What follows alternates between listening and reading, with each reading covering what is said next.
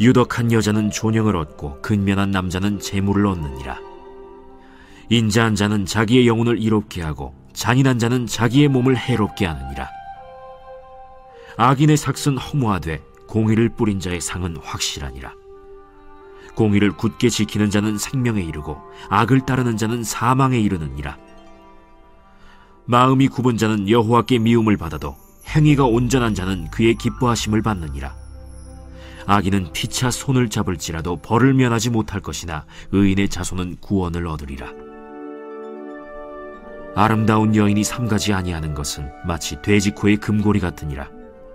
의인의 소원은 오직 선하나 악인의 소망은 진노를 이루느니라.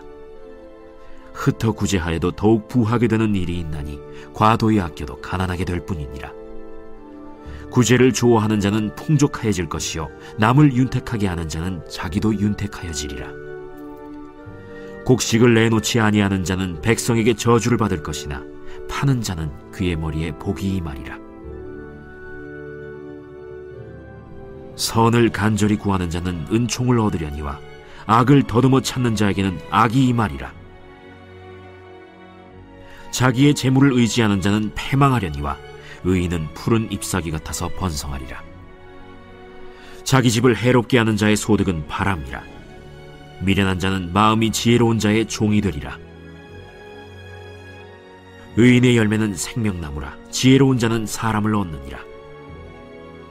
보라, 의인이라도 이 세상에서 보응을 받겠거든 하물며 악인과 죄인이리요.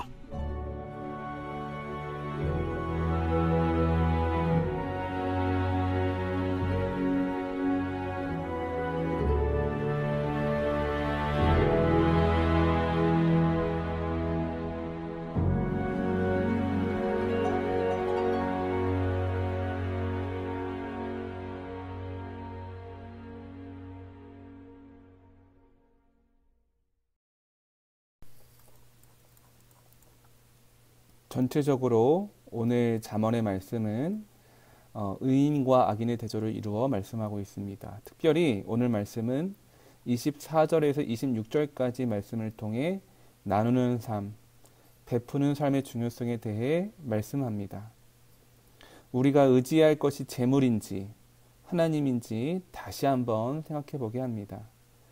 전도서 11장 1절에서는 너는 내 떡을 물 위에 던져라. 여러 날 후에 도로 찾으리라고 말씀합니다. 이 말씀을 이해하기 위해서는 고대 근동 팔레스타인 지역에 내려오는 속담에 대해 알아야 합니다. 그 속담은 빵을 물에 던져라, 곧 선행을 베풀라, 그러면 당신에게 반드시 돌아올 것이다 입니다. 그 속담에 관한 이야기는 이렇습니다. 바그다드 왕자가 어느 날 강물에 빠져 실종되었는데 몇 주가 지나서 멀쩡히 살아 돌아오게 되었습니다. 경위를 들으니 그가 강물에 떠내려가다가 한 바위에 걸려 있는데 수시로 빵이 들어있는 가죽 주머니가 강물 위로 떠내려오기에 그것을 먹고 힘을 얻어서 살아 돌아오게 되었다는 이야기입니다. 왕은 그 가죽 주머니 안에 써 있던 베센하드라는 사람을 찾아 빵을 강물에 떠내려 보낸 이유를 물어보았습니다. 그는 옛 속담이 정말 실현되는지 알고 싶어 빵을 주머니에 넣어 물에 던졌다고 이야기하였습니다. 결국 왕자는 속담처럼 강물에 던진 빵 덕분에 죽음의 위기에서 벗어나게 되는 큰 보상을 받았다는 이야기입니다. 오늘 잠언의 말씀도 움켜쥐지 말고 나누라고 말씀합니다. 베풀라고 말씀합니다. 자신의 재산만을 믿으면 넘어진다고 이야기합니다. 어떻게 하면 베풀고 나눌 수 있는 마음과 지혜를 얻을 수 있을까요? 전도서와 잠언을 기록한 지혜의 왕 솔로몬은 인생의 노년의 삶을 돌아보니 재산을 움켜쥐는 것, 베풀지 않고 오직 나만을 위해 사용하며 살아가는 것이 불행한 삶임을 깨달았습니다. 영혼의 시각에서 살펴보니 그러한 것들이 모두 헛된 일들이었다는 것을 깨달았습니다. 영혼의 관점에서는 오늘의 삶이 그저 한 찰나의 시간일 뿐입니다. 그러한 짧은 삶을 살아가면서 우리는 때때로 시간과 물질을 나눈 것 때문에 나누는 것 때문에 아웅다웅하며 안절부절한 삶을 살기도 합니다. 다른 사람과의 관계에 있어서도 그렇습니다. 마음의 여유가 없어질 때가 있습니다. 당장 나에게 주어진 일이 급하고 중요하기에 여유가 없어질 때가 있습니다. 나에게 주어진 물질과 시간을 나누기가 어려울 때가 있습니다. 우리 모두 우리에게 주어진 시간과 물질이 나의 것이 아님을 우리는 알고 있고 또 그렇게 고백합니다. 그러나 때로는 나에게 주어진, 아니 정확한 표현으로는 맡겨진, 한시적으로, 임시로 맡겨진 재물과 시간에 대해 우리가 마치 그것들을 영원히 가지고 살 수 있는 것처럼 여기고 살아갈 때가 있습니다. 자식에 대해서도 마찬가지입니다. 언제나 우리 곁에 있지 않습니다. 부모님도 마찬가지입니다. 아니, 옆에 있는 지체도 마찬가지입니다. 언제나 우리 곁에 있을 것 같지만 그렇지 않습니다. 그러하기에 우리에게는 지혜가 필요합니다. 우리에게 주어진 시간이 많지 않다라는 사실을 기억할 필요가 있습니다. 오늘 말씀을 어떻게 우리 삶 가운데 적용하면 좋을까요?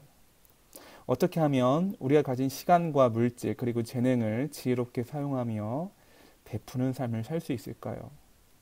나누더라도 베풀더라도 우리 모두 주장하는 자세로 하지 않기를 원합니다.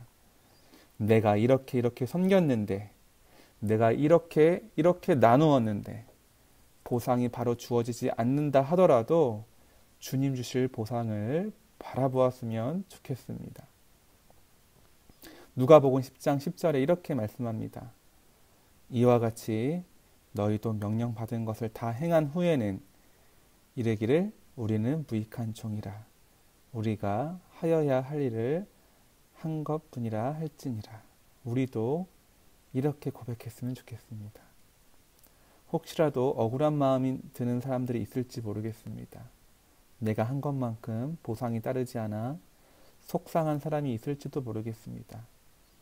아니, 보상은 바라지는 않으나 내가 섬기고 나눈 것을 알아주기는커녕 오히려 감사하지도 않는 마음을 갖는 것 같은 태도와 말에 속상한 분들이 있을지도 모르겠습니다. 이럴 바에는 안 해 라고 말하고 싶은 마음이 들지도 모르겠습니다. 그럼에도 오늘 주님은 우리에게 영원의 시각에서 오늘 우리의 삶을 바라보기를 원하십니다. 베풀기를 아끼지 말며 나누기를 더욱 힘쓰라고 말씀합니다. 쉽지 않습니다. 그러하기에 우리 모두 주님의 십자가로 나아가 우리가 어떠한 사랑과 용서를 받은 사람인지, 어떠한 은혜를 받은 사람인지 묵상하며 또 묵상해야 합니다. 나에게 주어진 생명과 시간과 물질이 나의 것이 아님을 다시 한번 깨달아야 합니다. 짧고 짧은 찰나의 인생을 살아가는 우리에게 오늘 잠언에서 말씀한 지혜를 달라고 기도하는 저와 여러분 되기를 주님의 이름으로 축원드립니다. 기도하겠습니다. 하나님, 감사합니다. 오늘도 지혜의 말씀에 따라 살아가기를 원합니다. 우리에게 지혜를 주셔서 우리가 가진 물질과 시간과 재능을 나만을 위하여 사용하지 않고 이웃을 위하여 베풀고 나누고 사용할 수 있도록 도와주옵소서. 사단은 끊임없이 나에게 집중하게 합니다. 나와 가족 중심적인 사고에 갇히게 합니다. 주님, 우리 눈을 여셔서 영혼의 관점에서 오늘을 바라보며 우리 도움을 필요로 하는 사람들을 바라볼 수 있도록 도와주옵소서. 우리가 베풀고 나눌 때 보상이 즉시 따르지 않는다 하더라도 주님 바라볼 수 있도록 도와주옵소서. 예수님의 이름으로 감사드리며 기도드렸습니다. 아멘.